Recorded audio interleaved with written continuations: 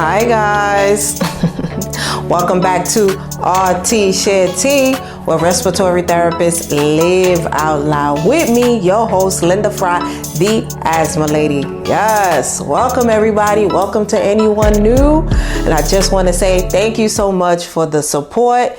So today's topic is going to piggyback off last week's topic, which was the fourth quarter wins. Yes, so planting the seeds now, right, the fourth quarter, to set the momentum up for the upcoming year. So today we're going to talk about staying focused and achieving those goals, reaching the finish line and beyond.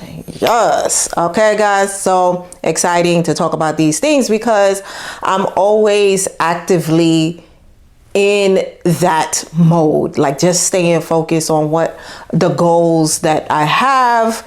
And so when I speak on these things, I'm speaking about them in real time. And so I have, for those that do know me, I do have a few wins that I've gotten underneath my belt. So what that is that just goals that I had put out for myself and that I've achieved and been able to collect based off the success from achieving those goals. So today we're talking about how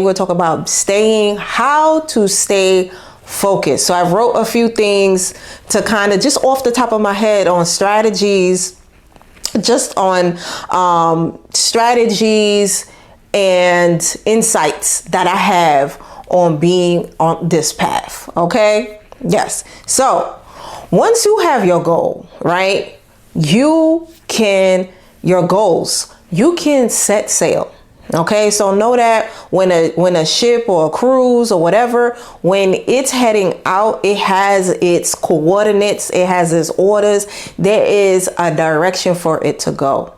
Now, that's why you have to know first what you want. What is it that you want and where you want to go? You have to do that baseline work, where you are now and where you want to go, and how long, the timeline that you give yourself to achieve it, right? So nothing has to be super rigid, but you want these things written somewhere where you can constantly remind yourself or revisit where it is that you're going. Sometimes we do get lost and you want to be able to just kind of hone back in, and that will help you. Okay, so once you have your coordinates, right, like where you want your cruise ship to go, you can start to say no to things that are not on the path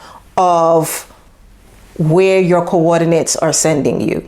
Okay, so it makes it a little easier to stay focused on where you're going by saying no to things that do not align themselves with the goals that you are setting for yourself at that given time. Okay, so what you want to do, and I've said this before in other episodes, and it's one of my sayings, you want everything to be like a symphony for yourself. Okay, so you want each instrument to play at its given time, and that everything harmonizes, blends in very well together. Okay, so it's these things that work alongside one another, whatever it is you're trying to do, and they're not distracting you in any type of way, because it's along the path of where you're trying to go anyway. So that is a strategy, saying no to things that are not aligned with those goals. All right. So I know there are times we don't have options, like you have no choice but to say yes to, something that's a little offbeat, off track.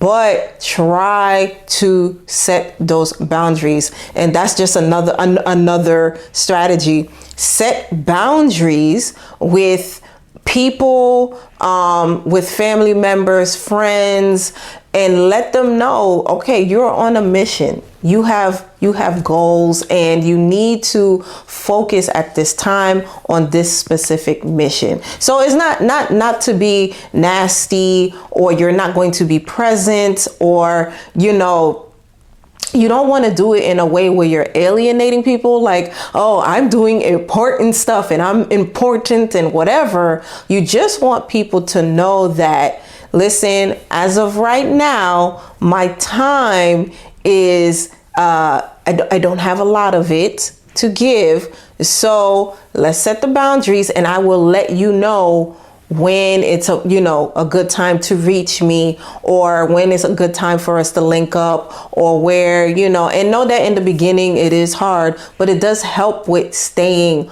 focused. So that is another tip, just knowing when to set the boundaries. And this was very hard for me because I say this all the time. I live to serve. I am the oldest in my family, of the siblings.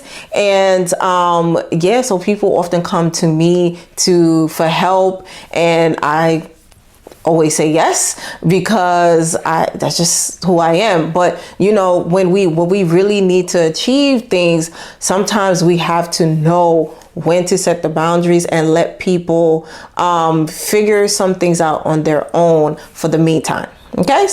So when it comes to, once again, we were talking about boundaries. You can set your phone on silent at this time and just let people know that, okay, I'm not available at this certain time. So yeah, they'll get used to it. Don't worry. Okay, so the next thing is time blocking. Okay, so we need to set aside time to achieve the actual goals. So we have to actually do the work of whatever it is that you want to achieve. So you have to dedicate time to that. And the way that I do it is, people, when we look at other people, it'll be like, oh my gosh, this person has time to do what they're doing. But in all honesty, we all have 24 hours. We all have the same amount of time. No one has more than the 24 hours. So you just have some people that manage their time to fit in all the things that they want to fit in. And so how I do it is I use time blocking. Okay, so time blocking it helps me to fit all the stuff in as a mom, as a respiratory therapist, as an entrepreneur, as a health educator. I wear a lot of hats, a wife, a sister, so much. So this helps me to just let me know, okay, this time at 12 p.m. every day, I'm going to dedicate to this specific goal, this project, or whatever. I also do this with social media. And so that is the next thing, is eliminating or limiting distractions. Okay, so I do consider social media as a distraction unless you are learning something specific for the goals that you have set out. Okay, and there's leisure time. Of course, you can have entertainment. That's not a problem, but we time block that too. You know what I'm saying? So for me, as someone that creates content, I also know the reciprocation in also contributing to other people's content. So, responding to people that have questions, or interacting with other people's content on social media, because, we want to always create that atmosphere where if people are pouring into you, you pour into them, vice versa. You appreciate that type of that stuff in that relationship. So, but I set a time aside for that, right? I'm not on social media all types of the day. I'm not random with it. I have specific times that I set out to do that stuff. So that is time blocking. So time blocking could be 30 minutes. It can be an hour. It could be 2 hours, whatever, just whatever works for you. But you have that set aside, that time set aside. You work within that time, and then you move on.